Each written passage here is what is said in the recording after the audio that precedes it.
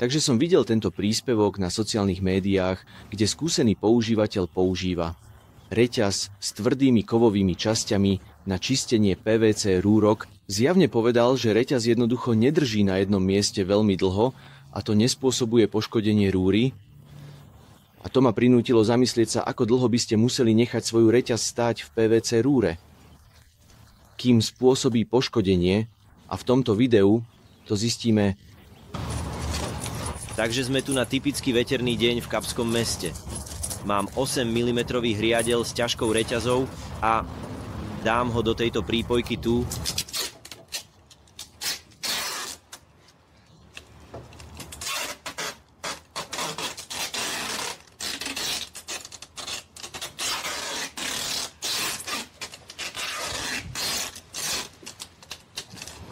Tak, poďme na to. Bez ďalších okolkov.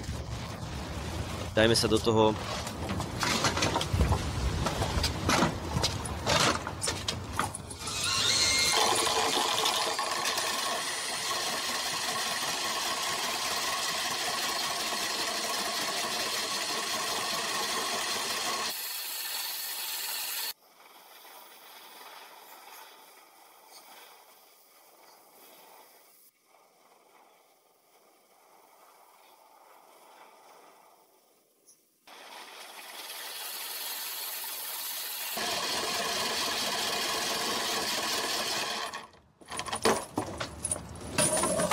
Dobre, nechaj ma zobrať tú kameru.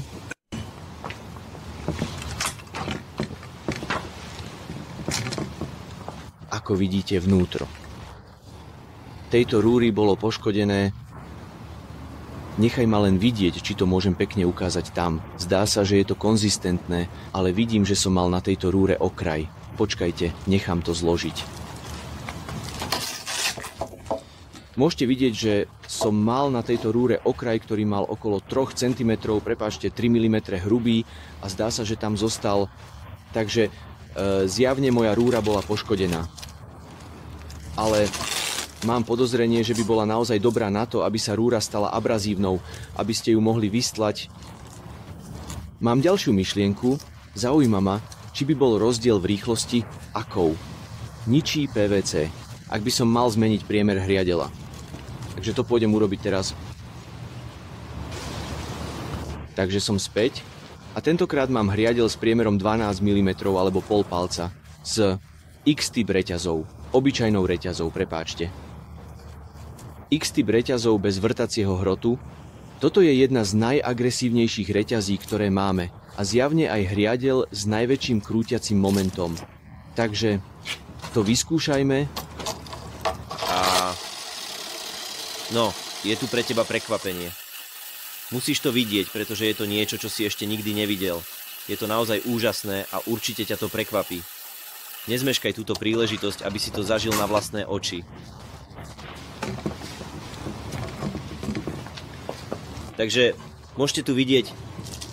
Opäť môžete vidieť, že to bola najagresívnejšia reťaz, ktorú máme, s ostrým nárazom, ktorý má najväčší krútiaci moment. A môžete vidieť, že spôsobila trochu poškodenia, ale vlastne nie tak veľa.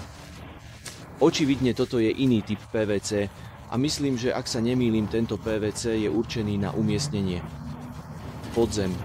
Zatiaľ čo iný PVC bol určený na normálne inštalácie, takže vidím, že medzi poškodením rúrok je jasný rozdiel.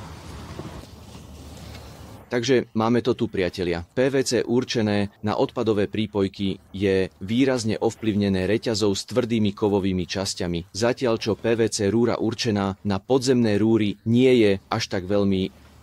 Ak máte nejaké skúsenosti alebo informácie, ktoré by ste s nami chceli zdieľať, prosím napíšte do komentárov nižšie. Majte sa pekne. S Bohom.